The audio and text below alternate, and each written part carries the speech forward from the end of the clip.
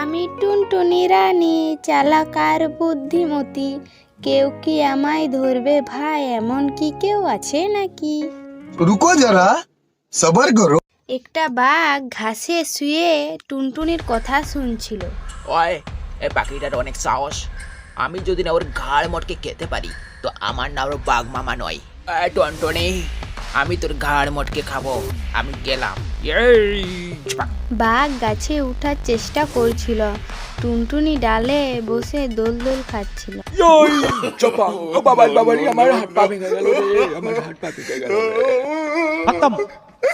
देखा आपने लापरवाही का नतीजा है। বাঘ মামা, এত মোটা পেট নিয়ে আমাকে খেতে চাও? হি হি হি। कंट्रोल। যাও মামা, আগে দৌড়ে স্লিম হয়ে এসো, তারপরে আমাকে খাবে। गजब बेइज्जती है। এমন কথা শুনে বাঘ খুবই লজ্জায় পড়ে গেল। লজ্জায় পড়ে বাঘ মাথা হেঁট করে চলে যেতে লাগলো। যেতে যেতে পথে এক শিয়ালের সাথে দেখা। কি মামা, এত মুখ ভার করে কোথায় যাচ্ছ? মামির সাথে ঝগড়া হয়েছে নাকি? দৌড়, তোর ছোট রসিকতা। কবে যে তুই সিরিয়াস হবে? মামা, তুমি ঠিক করে বলো তো, ব্যাপারটা আসলে কি হয়েছে? আর বলিস না ভাগ্নে, একটা পুচকে টুনটুনি পাখি আমাকে কাপুরুষ বলে, বাঘকে কাপুরুষ বলে, যে বনের রাজা। আমি নাকি তাকে খেতে পারবো না, আমি নাকি মোটা, ওকে খেতে হলে আগে স্লিম হয়ে আসতে হবে।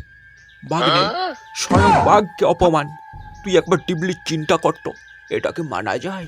না মামা, এটা তো কখনো মানা যাবে না। কিছু তো একটা করতে হবে। সেটাই তো তোকে বলছি, তুই একটা কিছু কর না। মামা, তুমি এত বড় পানি, তুমি কিছু করতে পারোনি, আর আমরা তো ছোট্ট পানি, আমরা কি করব? ভাগ্নে, সবসময় গায়ের জোর কাজ করে না, কখনো কখনো বুদ্ধি খাটাতে হয়। তোর কিছু চালাকি বুদ্ধি খাটা না। সেটাই ভাবছি। মামা, তুমি এক কাজ করো, ঝোপে গিয়ে লুকিয়ে পড়ো, আমি কি করি সেটাই তুমি দেখতে থাকো। বাঘ আবার শিয়ালকে নিয়ে টুনটুনির কাছে গেল। বাঘ এরপরে ঝোপের আড়ালে লুকিয়ে থাকতে রইল, আর শিয়াল এরপরে টুনটুনির সাথে কথা বলতে লাগলো। টুনটুনি আমার ছোট বোন, শুনেছি তুমি নাকি খুব ভালো নাচ গান করো, একবার নেচে দেখাও তো দেখি। ঠিক আছে শিয়াল দাদা, আমি নাচছি। দাদা থই থই, দাদা থই থই, টুনটুনি নাচে, দেখার লোক কই?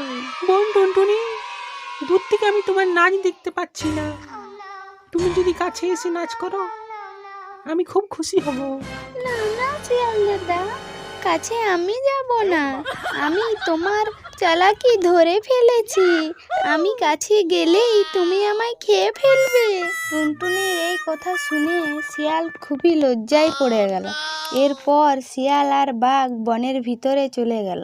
এর জন্যে বলে, বুদ্ধির কাছে গায়ের জোরও হার মানে।